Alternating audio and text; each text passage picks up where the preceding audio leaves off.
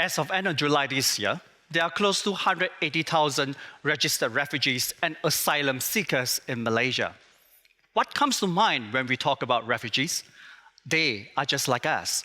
And if given the right opportunities, ladies and gentlemen, they could be farmers, businessmen, university graduates, engineers, doctors, or even politicians.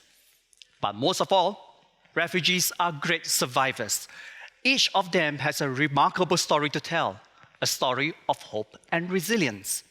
Today, we will hear the story of a young social activist and how he set out to change the life for refugees. Please put your hands together for Hasan Al-Akra.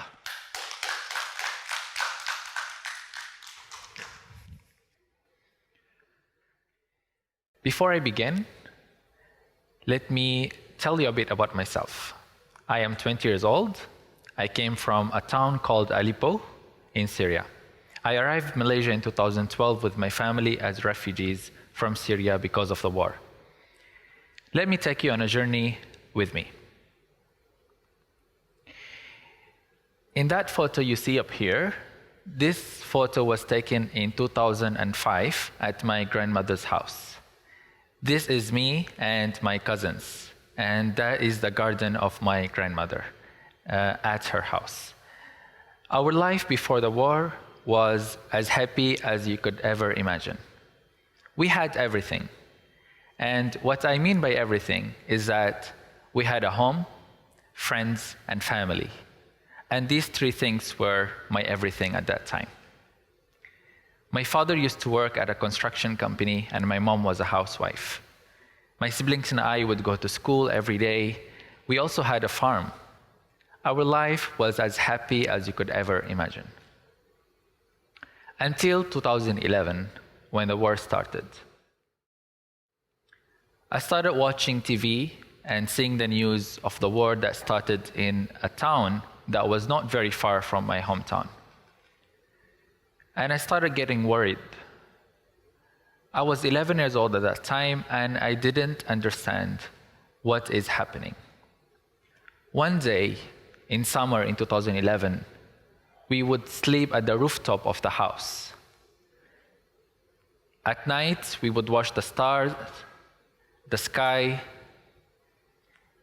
The whole family were there. We were telling each other stories until suddenly we saw fireballs flying above our heads and hitting the village right next to us.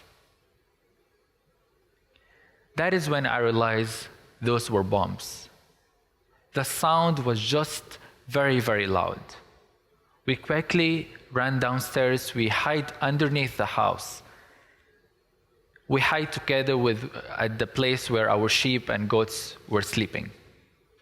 The next morning we went out. It was very quiet. We looked at the village next to us. It was completely destroyed. Fire was everywhere. A lot of people from that village came and sought asylum at our village. It was not very far. That is when my parents decided to leave the country and seek asylum. A lot of people ask, why did we choose Malaysia? Before the war in Syria in 2006, there was a Malaysian family who were studying in Syria. They took all of their children, 5 children, husband and wife. We met them at a mosque, and we got to know each other, and we became really close. We became really close friends. Then they started having financial difficulties, and they could not afford to pay the rent anymore. So we took them in to stay in our home. My family and this Malaysian family lived together in the same house for over 3 years. We became like one family. And when the war started, they watched the news, and they are the one who texted us and said, come to Malaysia, it's safer here. It goes in a circle. You help, help comes back to you. You do good, good will come back to you. And that's exactly what happened to us. My family decided to leave the country and come to Malaysia because of the war. It was one of the very most difficult days in our lives, which is to say goodbye to our beloved ones, our relatives, our uncles and aunties, my friends, my grandparents. We are saying goodbye without knowing, will we ever see them again? We took the bus from Aleppo to the capital city, Damascus. From the bus window, I looked and I saw horrible views of houses being bombed, schools and hospitals are destroyed. I even saw dead bodies on the ground. And then I had a thought in my head. Why am I leaving? Why am I running away? This is my country. This is my land. I need to stand there. I need to fight for it. I need to protect it. What am I afraid of? And then a very different thought hit my head. If all the young people my age hold a gun and fight in a battlefield and they died in the war, who is left to rebuild the country? So I had a choice, either to fight for my country, which is holding a gun and fight, or to learn, get education, and help rebuild my country. But I want you for a minute to think, if you were in my place and you had to make one of these choices, what would you choose? There's no wrong or right answer. Both of these choices, you are protecting your country. This is based on your own personal feelings. We arrived at the airports and we arrived in Malaysia in 2012. The family welcomed us, the Malaysian family welcomed us from the airport and they took us to their home. We stayed there for a few weeks and then we moved out to a house rent. We went to a government school. The family, the Malaysian family that helped us, took us to a government school nearby the home to register us. But we were rejected because we are not Malaysians. But the principal was very, very kind. I still remember him until this very day. A very kind gentleman who allowed my siblings and I to come to school every day, sit at the back of the class, just to listen and learn the Malay language. We were there for 2 weeks, and then we started getting bullied by the other students because we did not know how to understand them or how to reply them. So we stopped and we stayed at home and we decided to learn the language on our own. We started watching TV, reading newspaper, reading books, and then my father's health condition became bad, so he had to stop working at the restaurant. So then my brother and I, my eldest brother and I, decided to work to help the family. This photo is myself when I was 13 years old at a restaurant where I used to work. I was 13 years old at that time, and it was very difficult for me to work. My body couldn't take it 12 hours a day with a very, very little payment, but I didn't care. All I wanted to do was to protect and help my family to pay house rent and other bills. And in 2014, I worked as the cashier of that restaurant. My boss saw that I'm improving my language and that I'm very good at communicating. So he decided to appoint me as a cashier of that restaurant. One day in 2014, as I was sitting right behind that cashier counter, a very tall and huge man came in and asked me, "Where is your passport?" I told him my passport is at home, but I have the UN card. I showed him my UNHCR card, and he said, "Oh, you're a refugee. You're not allowed to work here. Sit here for a while." I sat there, then I realized there was a group of them. And they came in from all doors. And they wore a vest that says immigration. And they arrested all the other illegal workers in that restaurant. I was 14 years old when they handcuffed my hands. I started questioning in my head, what is my crime? I felt like a criminal. Just like how I see it in the movies. That is how I felt. The moment we entered our cells, the smell is just terrible. Not only that, we all should sleep on the ground. The food that was given to us was not even enough to feed a cat. For the first 2-3 days of me being there, I started becoming depressed. At such a young age, to endure such things were just unimaginable, but that is the reality that I had to go through. I started having thoughts, dark thoughts, of committing suicide, wanting to end my life so that my suffering would end. Not to mention the abuse by some of the officers, not to mention the condition itself. There were so many sick people in there. On my third day of being there, a new group arrived, and they put 3 of them in the same cell that I was in. There was 20 of us in that cell. They were younger than me. I was 14.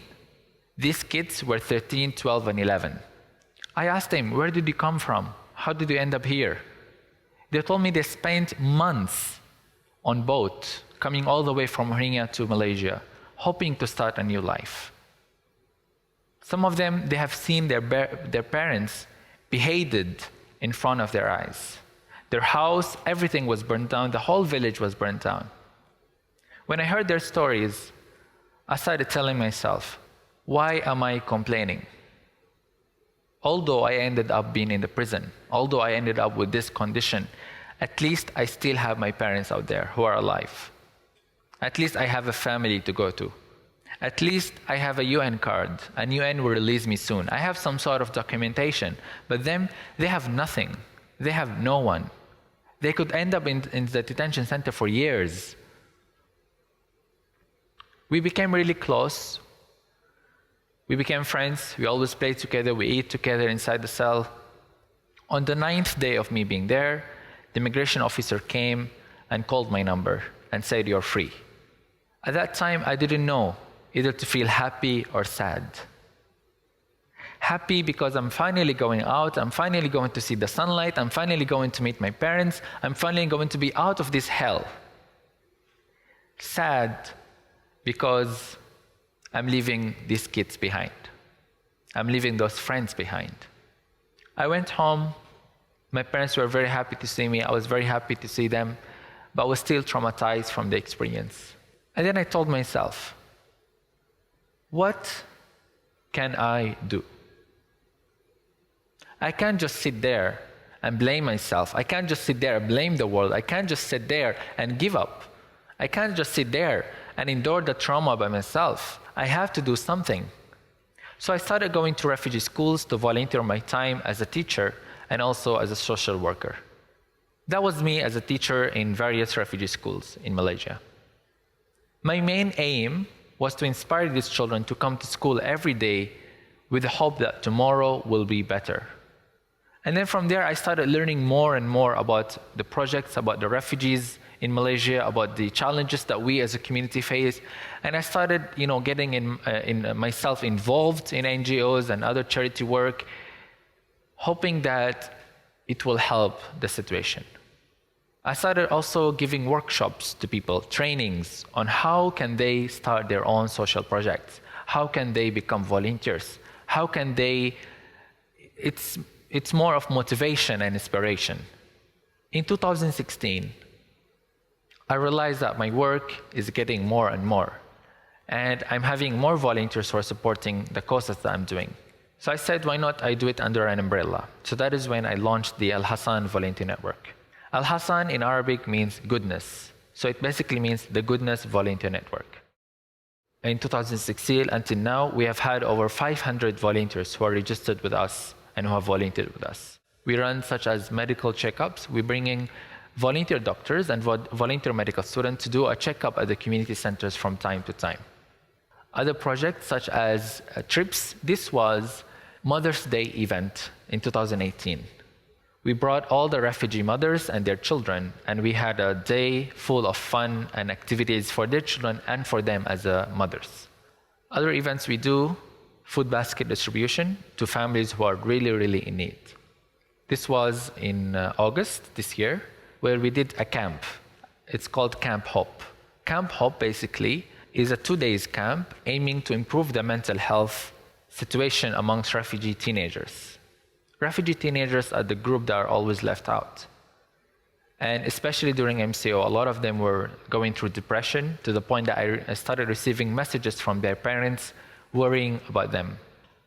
This was last year, Hari Raya, Eid, where we brought refugee communities from all nationalities together to have a dinner and a celebration of cultural performances and so on. Because we realized that refugees do not feel, most of them do not feel a sense of belonging here. They don't feel a sense of community compared to when they were back in their country. I also conduct workshops on how to fundraise. We are very active fundraising for emergency medical cases and other rental cases of refugees who have been evicted from their homes and refugees who need to pay hospital bills. And we have done over 200 cases in the past 2 years. Of over 300,000 ringgit have been collected for all of these cases. And it's still ongoing until this very day. We also, this is one of the very inspiring project for me, which is called Our True Colors. Our True Colors started at a refugee school in Sentul, where I went there and the place was very dark. The walls are just, the moment you step in, you could feel the sadness, you can feel the trauma. So since we started the first school, we did mural painting. We have gone through a lot of other centers, not just refugee schools, but even local Malaysian orphanage, old folks' homes, PPR centers, Orang Asli village. Most of these volunteers are Malaysian, but they are also, what inspires me the most is that they are refugees themselves who volunteer with us at this kind of events and activities. In 2017, I was asking myself, what about me? I'm doing all this work for the community, what about myself? What about the promise that I made to my country, that I want to study and get education and help rebuild my country? I can't do it without a proper education. And after that, I tried to apply for several universities, and last year I got accepted into the University of Nottingham, Malaysia, for a scholarship to study education. This is one of the happiest moments in my life, where I get to study.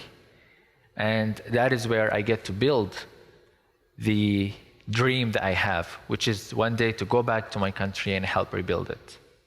Now let's talk about the refugees in Malaysia. I'm sure most of you are aware about the struggles that refugees are facing in Malaysia. Some of the main issues is that access to work, legal work, healthcare, and education. Refugees in Malaysia are not allowed to work legally in this country. But how are they going to survive? That is the question. A lot of NGOs are stepping in to provide support and help. But what about them being dependent on their own? They can't be dependent on charity all the time, and charity is not forever.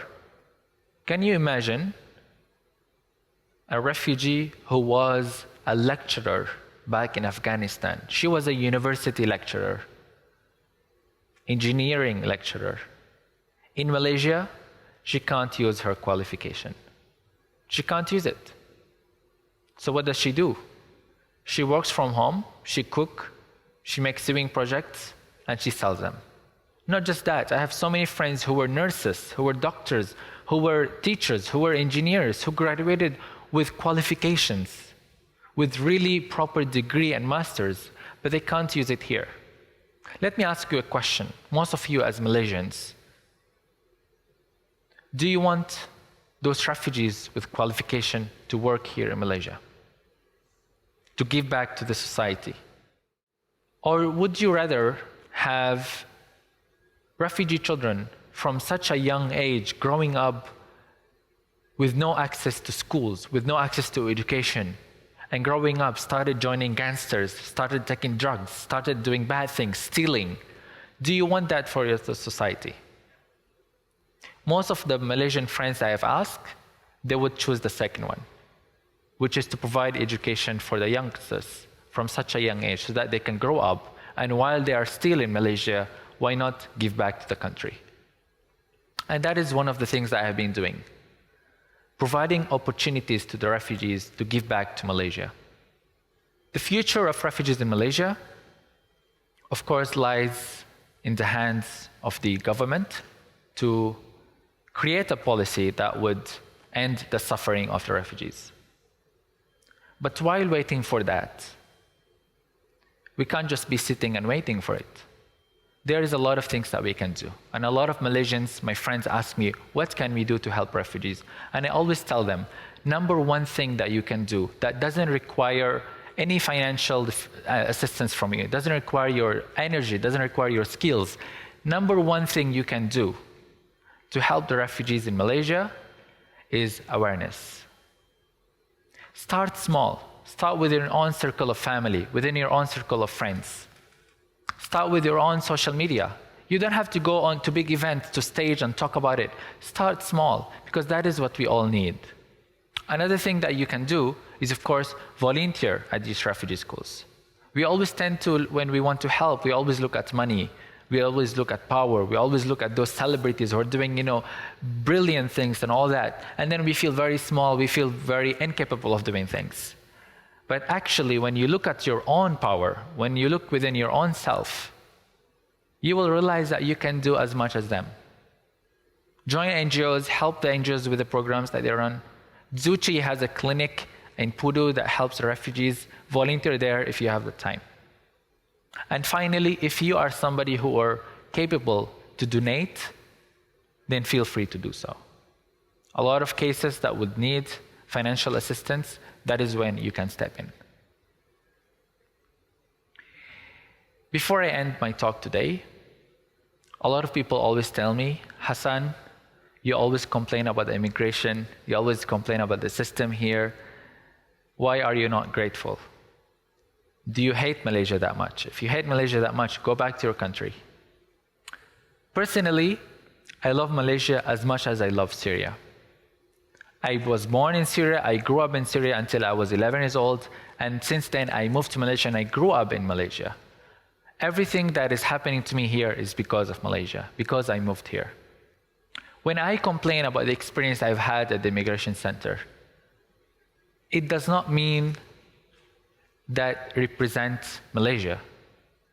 The act of one immigration officer towards me does not represent Malaysia. That is why I never judge a whole society by the action of few people. And that the same goes towards us refugees. If one or two individuals did something bad, doesn't mean the whole refugee community is bad. And the experience I've had here is nothing but to make me who I am today. Thank you so much for listening.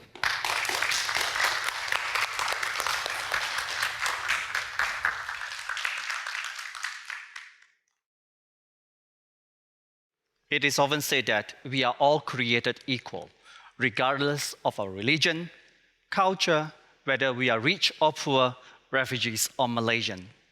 But if this is the truth, perhaps we should see refugees for who they are, regular people who are just fathers, mothers, sons, or daughters to someone. Like us, they too deserve to be treated with kindness, respect, and dignity. With that, I would like to thank Hasan for sharing his story. I hope we can all draw inspiration from him. And thank you all for joining us today.